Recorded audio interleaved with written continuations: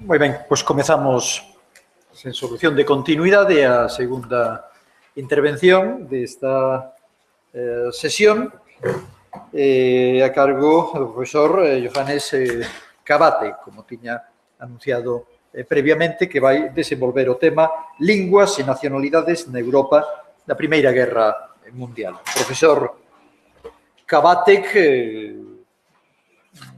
é ben coñecido aquí en Galicia, non só porque fala perfectamente o galego, sino que ten publicados libros que son de referencia, entre eles pois, os falantes como lingüistas, que é moi coñecido, pois é especialista en literatura, cultura, en perspectiva comparada, dirixe tamén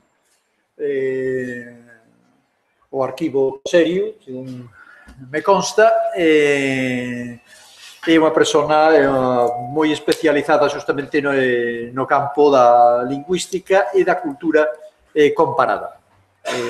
Daí precisamente a temática que vai abordar que complementa unha dimensión que ata agora pois vai apenas agromando de cando en vez, pero que non acaba de aparecer por completo no decurso deste simposio. Cuando queres esa palabra. Moitísimas gracias pola presentación, Ramón Maiz.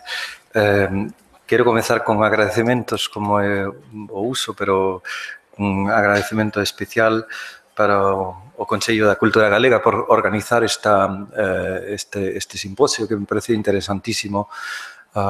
Aquí é representado o Consello da Cultura Galega na persoa do seu director Ramón Villares.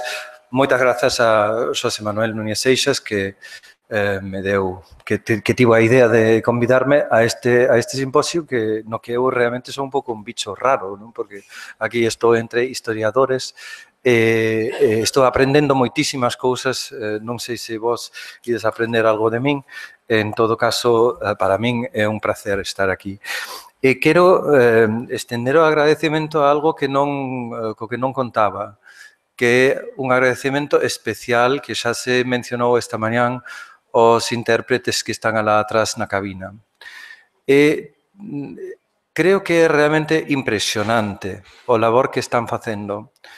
Escoitar un galego elaborado, dignificado, cunha geada completamente natural, e ao mesmo tempo un galego normativo, pero enraizado nunha fala claramente auténtica, é un prazer. E ese prazer faime pensar nalgo, porque eu non son nin nacionalista galego, nin nada polo estilo.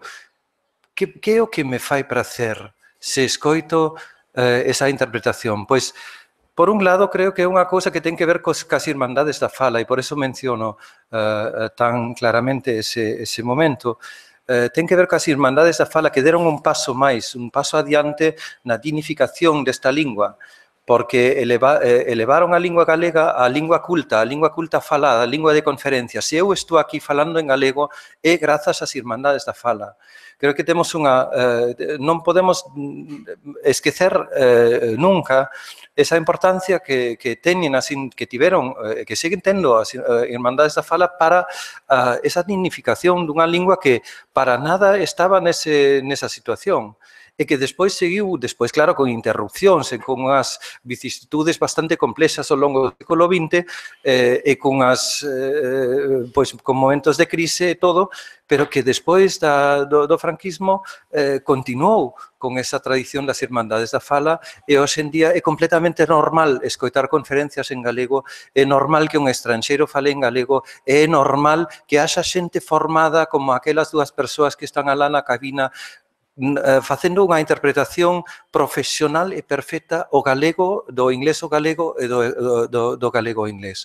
Iso é algo extraordinario que estamos vivindo aquí. Eu sei de que falo porque hai non sei cantos anos, isto xa é anecdótico, hai como 15 anos ou algo así, que eu fun chamado por alguén da Xunta de Galicia para interpretar nunha cabina como aquelas a Manuel Fraga, nunha inauguración dun congreso ou dunha exposición. Ademais, aceptei tontamente porque non sabía o que me esperaba. Primeiro, co labor en xeral da interpretación, en segundo lugar, especialmente con Fraga, porque Fraga non falaba, Fraga falaba, bueno, producía palabras, pero moitísimas en moi pouco tempo e ás veces non moi claramente pronunciadas. Entonces, a min parece que despois había suizos ali, suizos que falaban alemán, e parece que a traducción que eu fixen do alemán dos suizos ao galego saiu prácticamente ben, e a maioría do público eran galegos, pero a que fixen do galego de Fraga, o alemán, que é a miña lingua materna, parece que foi horrible. O sea, os pobres asistentes xermanófonos non se enteraron de nada. O que pasou despois foi que a Gracia, o sea, dixen nunca máis vou aceptar nada de así, porque eso é unha cousa de profesionais e hai que deixalo en mans dos profesionais que temos agora. E despois a Xunta de Galicia pagoume 2 veces esa interpretación e despois chamei e dixen que por un erro fixestesme 2 veces a transferencia e dixerme, mira, deixao así, é máis complicado devolvelo que dar. Así que, ao final, quedei compensado. O mellor tamén vos pasa a vos ali atrás na cabina que vos paguen 2 veces. Digo, isto é anecdótico, pero non é só anecdótico, porque estamos agora nun momento no que vemos que en moi pouco tempo aquí houve algo que se chama comúnmente destes anos 70 normalización lingüística, que é un feito, que non quero tampouco só subliñar os aspectos positivos, porque sabemos que hai moitos problemas, etcétera, etcétera, pero hai algo que pasou. E hai algo que pasou que é un paso máis que se inscribe nesta tradición. E por iso tamén, por que estamos celebrando agora o centenario das Irmandades da Fala? Porque estamos nun presente onde estamos construindo a historia do galego, a historia da nacionalidade, a historia das propiedades deste pobo galego. Estamos buscando raíces, o sea, estáse construindo un pasado, como se soe facer normalmente cando hai os aniversarios en xeral teñen 2 facetas. Por un lado, un referente histórico, pero tamén din moito sobre o presente e sobre como se considera ou como se mira o pasado deste o presente. Entonces, é bastante lóxico que hoxe en día que temos o galego como lingua, por exemplo, como lingua formal, que volvamos a falar das Irmandades da Fala, porque son eles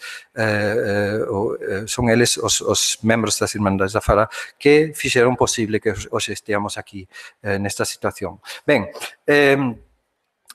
estou realmente, como xa dixen, pescando en augas alleas, porque non son historiador de lingua, sí, ocúpome da lingüística histórica, pero realmente sei moi pouco da Primeira Guerra Mundial, da situación lingüística ao redor da Primeira Guerra Mundial e de todo que aquí os expertos na temática saben moito mellor que a min.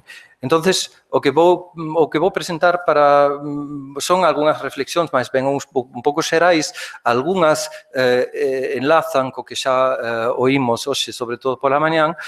Vou falar da transversalidade discursiva, que é un tema xa tratado por Job Leersen.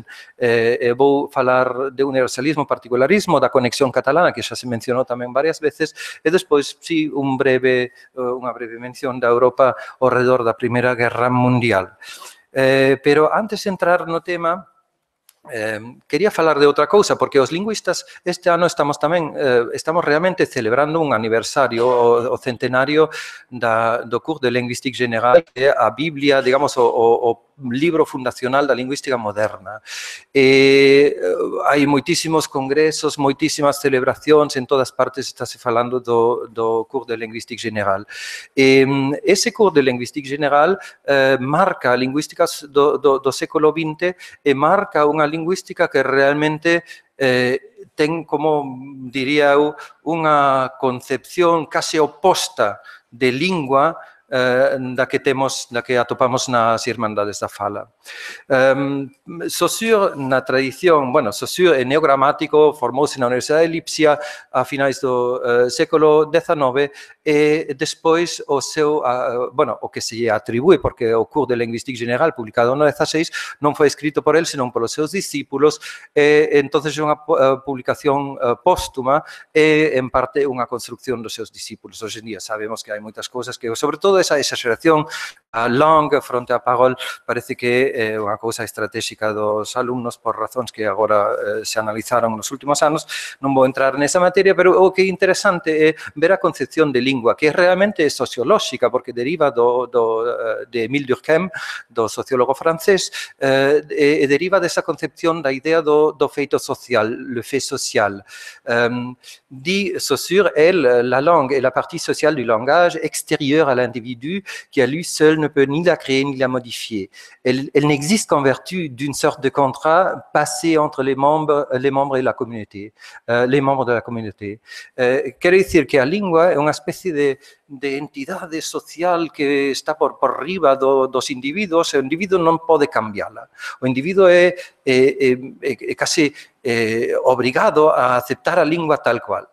Entonces, o individuo tampouco ten a posibilidade de cambiar a língua. A língua cambia, pero o individuo non pode facer nada. Además, digo así, claramente, con esas palabras, o individuo non pode facer nada. Ao mesmo tempo, ten unha concepción un pouco extraña, moi criticada despois, e con razón criticada, do que é o cambio lingüístico, porque distingue entre a lingua e a masse parlante, la masa hablante, aquí na traducción de Amado Alonso, e despois di que o individuo, a masa dos falantes e a lingua están como separadas. Bueno, a lingua está na masa, pero o individuo non pode cambiar a lingua, e despois, en algún momento, di que o que cambia a lingua é o tempo. E despois temos esas famosas ideas do tempo, que esto cito a traducción en castelán do Cours de Linguistique General, traducción de Amado Alonso, donde dice: las causas de la continuidad están a priori al alcance del observador. No pasa lo mismo con las causas de alteración a través del tiempo. Vale más renunciar provisionalmente a dar cuenta cabal de ellas y limitarse a hablar en general del desplazamiento de relaciones. El tiempo altera todas las cosas. No hay razón para que la lengua escape de esta lei universal. O sea, a explicación do cambio lingüístico está no tempo. E como saben os historiadores, o tempo non cambia nada. O tempo non existe. O tempo é un marco que permite que haxa cousas que pasen, ou seja, permite a acción, pero o tempo en sí non é nada, o tempo non é axente. Entonces, o que fai falta é que dentro do tempo haxa axentes. A lingüística, ao longo do século XX, tardou moito en darse conta de que realmente hai que mirar a caractividade dos axentes para ver por que a lingua cambia e por que non sigue estable, porque nós pensamos sempre que a lingua debería seguir estable, e en realidade sabemos que as linguas cambian, e cambian tamén as situacións lingüísticas. No segundo centenario que estamos a celebrar aquí, esta concepción é completamente distinta, porque se vemos que fan as Irmandades da Fala a contribución máis importante, a contribución lingüística máis importante é a de dignificar, precisamente como dixo Ramón Villares, de elevar a unha dignidade diferente a lingua. Por ser a fala o elemento que máis distingue os povos e máis fixa seu carácter, e, polo tanto, neste caso, mellor para a formación dun común espírito galeguista, a Irmandade pagará por todos os medios de emprego do noso idioma. Temos certa dificultade lendo estes textos, isto sería un tema para outra charla, a cuestión do tratamento dos cultismos e da lingua nas Irmandades da Fala, que é relativamente tradicional, ou seja, non tan revolucionarios ou tan diferentes dos seus antecesores, porque as grafías que usan, salvo en certas propostas, como a de Ribalta, que mencionarei pouco máis tarde, temos realmente unha continuidade da tradición, e aquí o que se chamaría despois hipergaleguismo, problemas realmente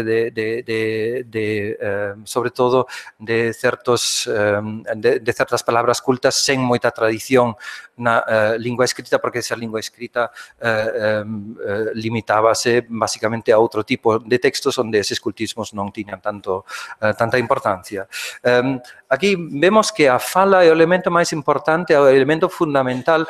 Algún dixo esta mañán que é a plataforma deste a cal se construe despois toda esa idea nova dunha sociedade nova, tamén coas reformas sociais, a crítica ao caciquismo, etc., todo o programa das Irmandades desde a lingua.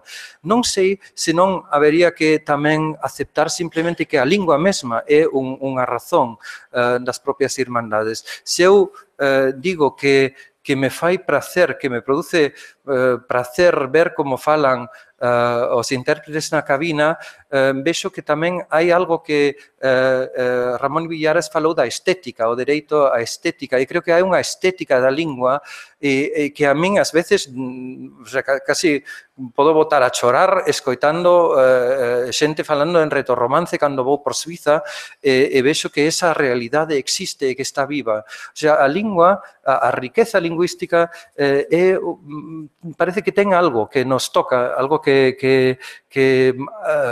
incluso independentemente de toda a conexión social, de crítica, de posibilidade, de potencial de cambiar a sociedade, a lingua mesma parece que ten algo. Eso é algo moi difícil de definir, moi difícil de... pero creo que é algo que por lo menos desde o romantismo, está ben descrito. Bueno, por que é novo isto, o que fan as Irmandades da Fala? Porque o galego non é unha lingua formal falada. O galego é unha lingua que a mitoloxía da historiografía do galego fala, por exemplo, da plena normalidade do galego na Idade Media. Se vemos as historias da lingua galega, vemos que hai unha construcción de algo, unha construcción falase de doma e castración, falase dos séculos escuros, falase de rexurdimento. Hai toda unha serie de termos que nunha visión crítica, histórica, habería que analizar críticamente, nunha análise crítica discursiva, e habería que ver que, por exemplo, o da plena normalidade do galego na Idade Media é un mito que serve para a justificación da normalización actual, que, ao meu modo de ver, non necesita apoiarse na Idade Media, porque a situación actual é suficientemente importante como para justificar, o sea, non fai falta buscar raíces ou inventarse raíces. Obviamente, sabemos do uso escrito do galego na Idade Media, pero da lingua plenamente normalizada creo que ten unhas connotacións que fan pensar nunha normalidade casi actual, pero estamos nunha situación moi distinta. Simplemente eu diría que este termo leva máis a confusión que a aclaración, porque estamos nun mundo onde a lingua latina é prácticamente a lingua máis importante, aínda que hai moita produción escrita en galego, etc. O sea, é complicado. Non diría que non haxa máis normalidade, obviamente, no século XII, XIII, XIV, que despois normalidade relativa, pero tamén o termo normalidade é un termo problemático. O que quero dicir é que o galego non chega a pasar por esa fase pola que chegan, pola que pasan outras linguas europeas, outros vernáculos que no século XV, XVI pasan a unha gramatización, a unha estandarización, e pasan a ser linguas de estados, normalmente de estados emerxentes, e que expanden, teñen expansión, etc. O sea, hai linguas europeas que teñen un destino e outros que se quedan a marxe, e moitas desas que se quedan sen ese proceso do século XVI son as que despois no século XIX volven sobre o escenario e volven precisamente nunha situación histórica que vai na dirección oposta, pero sobre iso vou falar máis adiante. Teño que memorar o tempo porque as anécdotas son as que máis tempo levan. Ben, o que podemos ver nesa historia do galego é que o galego chega ao século XIX como lingua falada, é a lingua falada pola maioría das persoas en Galicia, e chega a ser reivindicada no XVIII por Martín Sarmiento, no XIX polo Rexurdimento, na poesía, en discursos, etc., pero non chega a ser lingua equiparable ao castelán. O castelán segue sendo a lingua de prestixio das clases da burguesía, a lingua dos discursos formais, etc. O concepto da lingüística de de Auspau é un concepto que procura describir ese paso dunha lingua falada a unha lingua escrita que se emprega para todos os tipos de texto posibles. Ese proceso comeza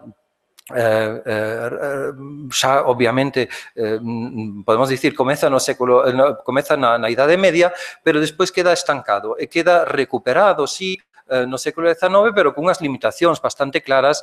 A lingua galega penetra na poesía, en algunha prosa pequena, pero non é unha lingua equiparable, porque non é a lingua empregada para todos os medios de expresión, sigue sendo o castelán a lingua. Eso é o que fan. E o castelán, incluso se miramos a fundación da Academia, sabemos que Manuel Morguía pronuncia o discurso de creación da Academia en castelán e que o castelán sigue sendo unha lingua moi pues importante. O Auspau dunha lingua foi descrito, entre outros, con referencia ao sociólogo Heinz Kloss, como paso deste que vai como en dúas direccións, que abarca dous tipos de campos, dúas dimensións. Unha sería como os tipos textuais desta prosa popular, prosa elevada, prosa científica, e na outra dimensión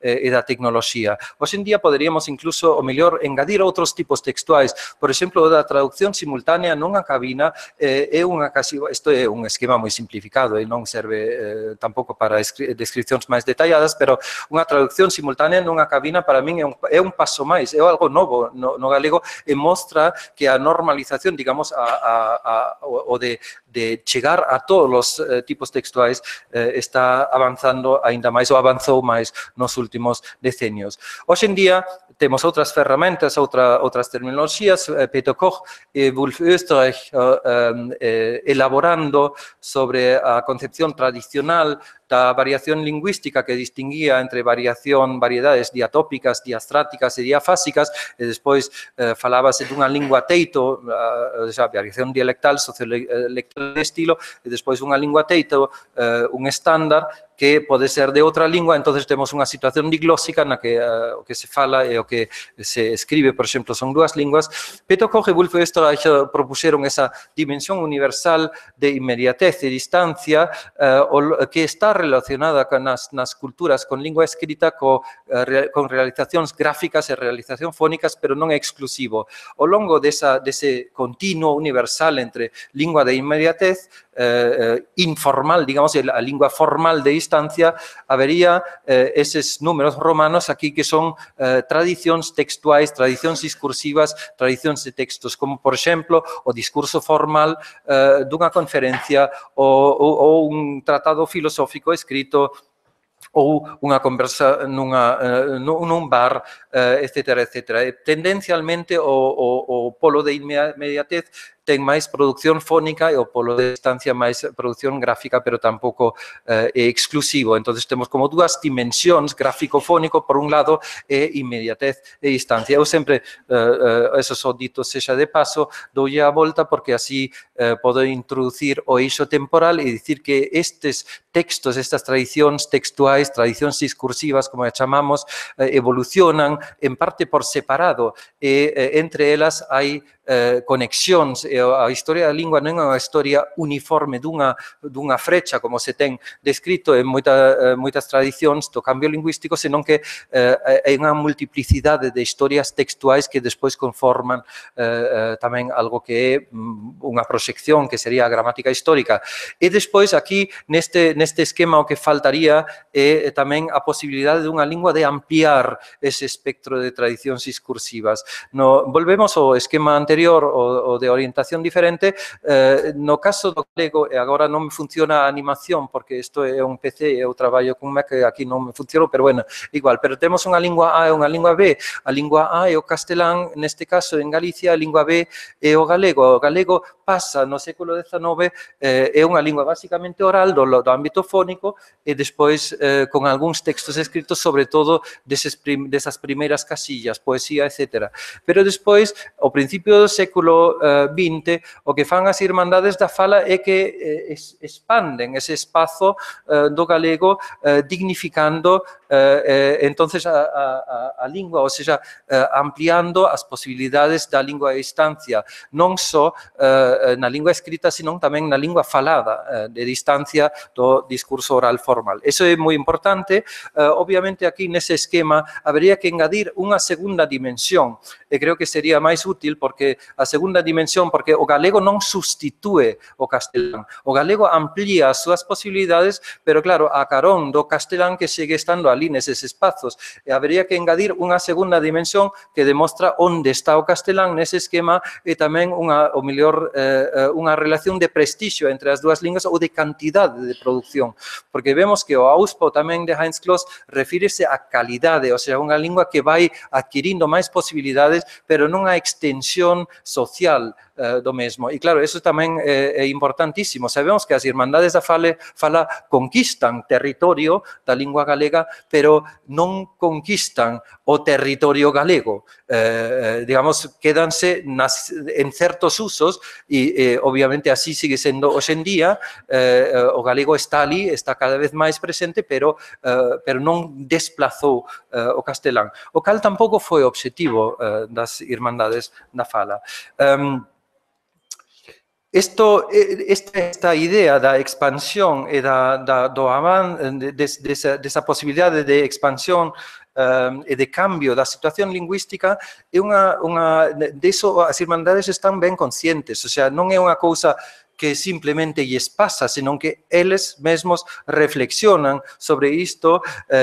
Villarponte di, por exemplo, al tratar de los idiomas desde el punto de vista político-artístico, no otro es nuestro propósito, acuden, no libriño citado por Ramón Villares, acuden a los extremos de la pluma algo versada en tales disciplinas los tres criterios siguientes: el de la extensión, el de la importancia histórica y el de la perfección. Y detrás de isto hai un programa de planificación lingüística, en realidade, ou sea, unha conciencia bastante clara que non é só a ver se falamos un pouco máis galego, non, que hai un proxecto realmente de proposta que se realiza facendo. O sea, facer camiñando, e xa despois de 2 anos de existencia das Irmandades da Fala, Villarponte di, falouse máis galego culto que nedantes nun século. En 2 anos falouse máis galego culto que nun século inteiro. Eso é certo. O sea, en moi pouco tempo o galego está presente como lingua culta. En círculos bastante reducidos, pero bueno, polo menos existe como realidade. Agora, quería pasar a outro punto, que é o da transversalidade discursiva, o que está detrás desa idea das Irmandades é que, cando observamos a lingua, metalingüísticamente podemos describir o que facemos.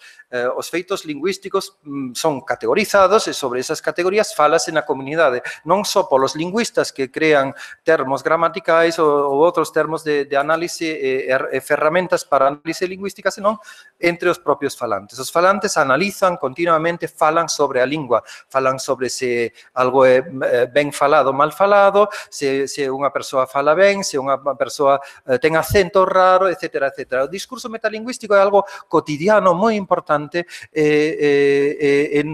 Creo que hai moito máis discurso metalingüístico entre os non profesionais que entre os profesionais. Entonces, para os profesionais, para os lingüistas tamén ese discurso cotidiano o cotián é moi importante. A categorización dos feitos lingüísticos. E aquí temos que introducir unha diferenza. Obviamente, a categorización é un feito xeral, categorizamos os obxectos, pero hai unha diferenza entre obxectos da natureza e obxectos da propia cultura. Categorizamos tamén as pedras, os minerais, as plantas, etc. Pero a diferencia en cando categorizamos a lingua, podemos tamén falamos de categorías feitas por nós mesmos, e sabemos tamén, e sabía, non socio, que di que externo ou exterior, l'individu ne peut changer rien.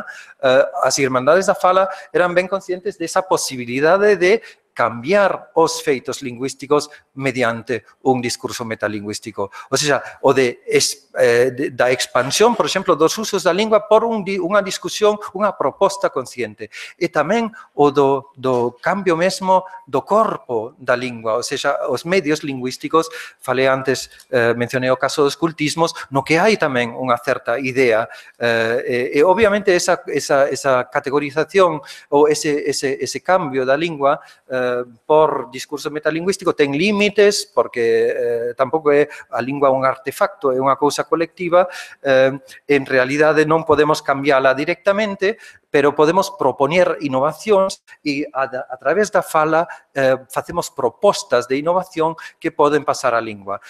Por que non é directo? Por eso digo sempre que a planificación lingüística non é posible, porque nunca é posible directamente. A lingua non é un artefacto, non é como a Catedral de Santiago que está feita sobre o proxecto de crear esa catedral.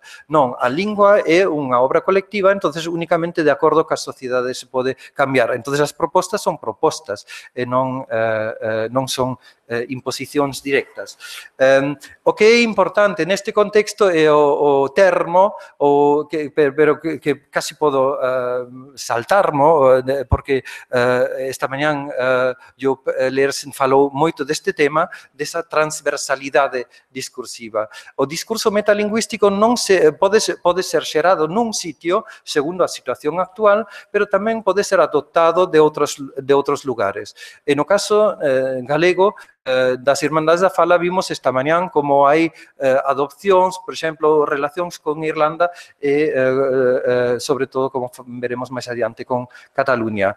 O que pasa nesa adopción, nesa transversalidade discursiva, é que, obviamente, a situación é outra. Entón, se adopta un discurso creado sobre a situación catalana en Galicia, o mellor, ese discurso aquí resulta extraño ou resulta que non ten, que non atopa un mundo fértil onde realmente pode ser levado adiante. O sea, o discurso metalingüístico ten que ser adoptado. E tamén hai unha parte do discurso metalingüístico que non é só análise da situación, senón é postura do cambio desa situación. O sea, é un discurso político de política lingüística que tamén pode vir de outros lugares. E, obviamente, segundo as posibilidades no lugar, pode coallar ou non, ou seja, pode ter éxito ou non pode telo. E os discursos metalingüísticos teñen normalmente, cando van dun lado a outro, non van solos, ou se vimos os criterios, vimos esa horizontalidade, vimos tamén a verticalidade deses fenómenos, e creo que podo limitarme aquí a simplemente mencionar estes fenómenos da adopción dos discursos de outros lados.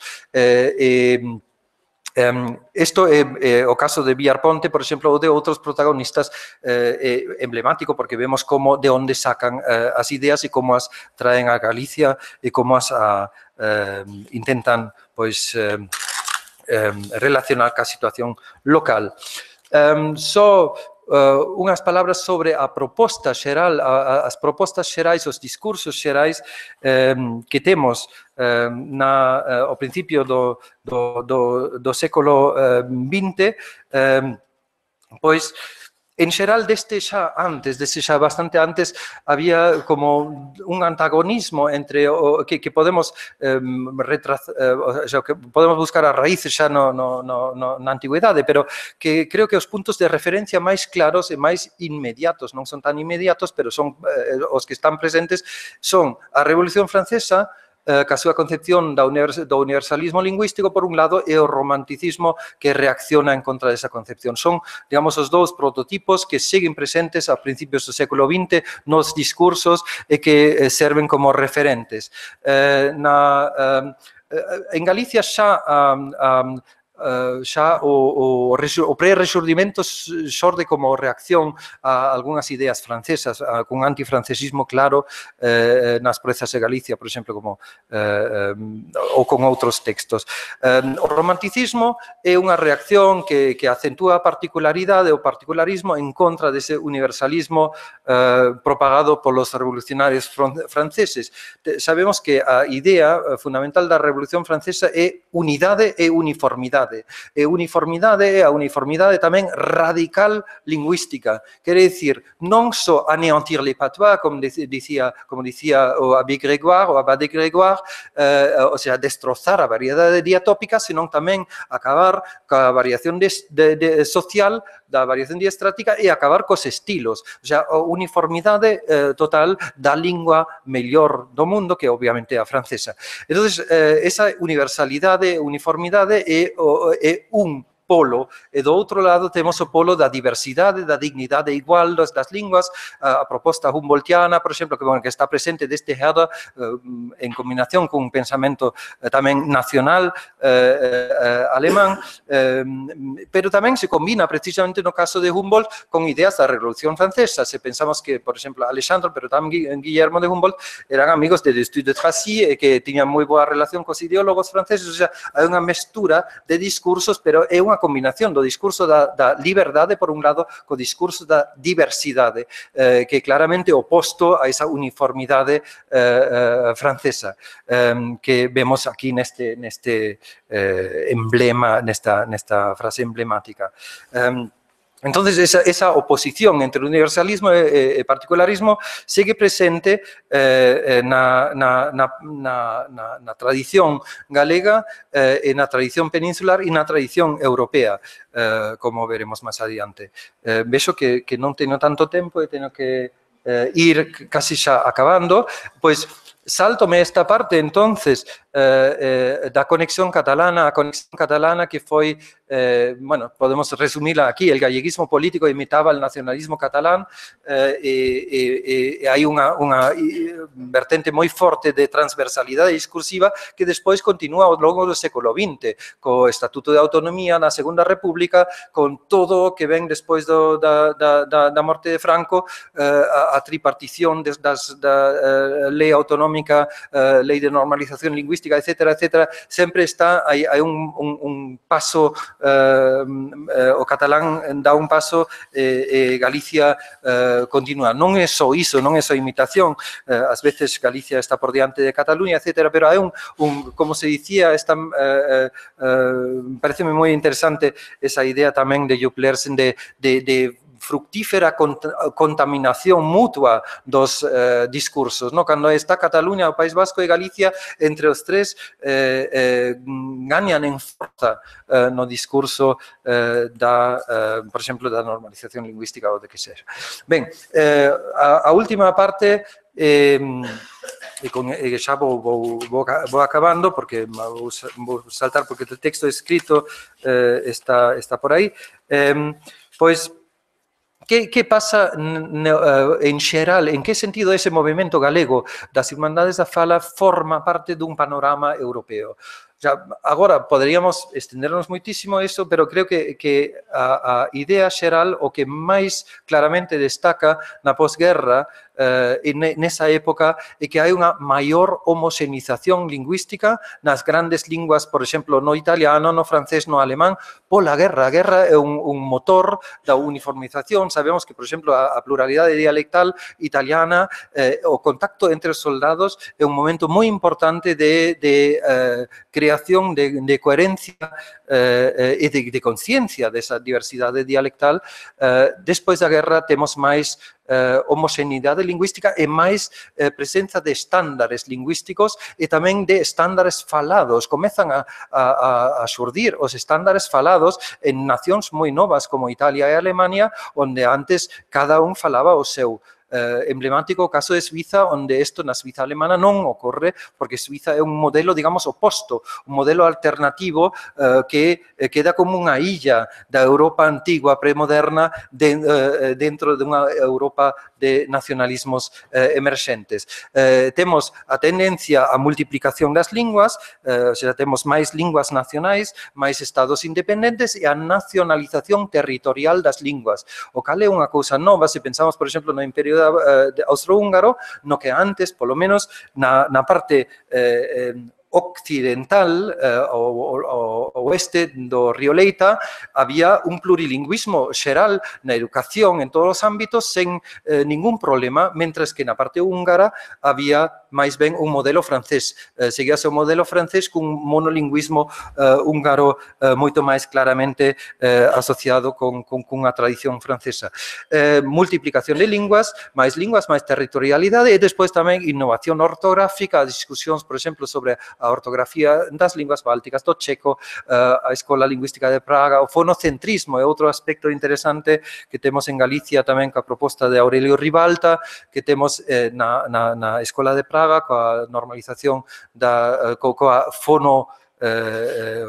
ortografía fonética do checo, etc. Ou seja, máis homoxeneidade territorial, máis nacións, e despois o que temos é unha especie de continuo entre nacionalismos, por un lado, emerxentes das grandes nacións que en algún caso leva aos extremos, por eso en Alemania sempre temos problemas cando falamos de nacionalismos, ¿no? Porque leva a extremos como o nazismo, e polo outro lado temos nacións sen Estado, como no caso de Galicia, onde hai un nacionalismo defensivo, un nacionalismo que busca realmente a acentuación dos dereitos propios fronte a algo que se sinte como imposto desde fora, e despois temos no medio algo como nacións emerxentes que sí acadan ter un territorio, pero que despois non pero que non son expansivos nese sentido como a alemana, como tipo Checoslovaquia.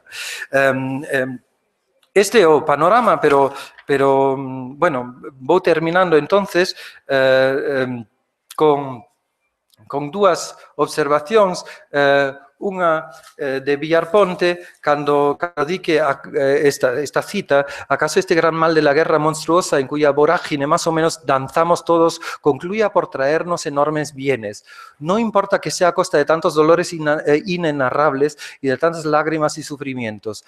A todo gran ideal se llega siempre luego de haber dejado a la espalda una nueva vía apia orillada de cruces. Eu non comparto esa visión, non penso que faga falta grandes guerras para que emerxan cousas novas esperanzadoras. Creo que podemos seguir loitando por cousas esperanzadoras sen necesidade das guerras. Pero se miramos o decálogo que xa vimos esta mañán, tamén a verdade que temos que dicir claramente que a situación galega de hoxe en día, comparada co soño das Irmandades da Fala, pois cumpriu con moitos dos obxectivos. Autonomía de Galiza, cooficialidade do idioma galego e castelán, igualdade de dereitos da muller, etc. Bueno, os seguintes non se lograron con tanta perfección, pero bueno, entonces o que eu quería concluir simplemente con que se Antón Villarponte estivera agora renacendo e aquí entre nós, creo que estaría contento por un lado, estaría contento por moitas cousas que foron acadadas ao longo destes últimos decenios, pero tamén creo que criticaría moitas cousas e temos que pensar no que el criticaría e seguir tamén nesa vía. Moitas grazas.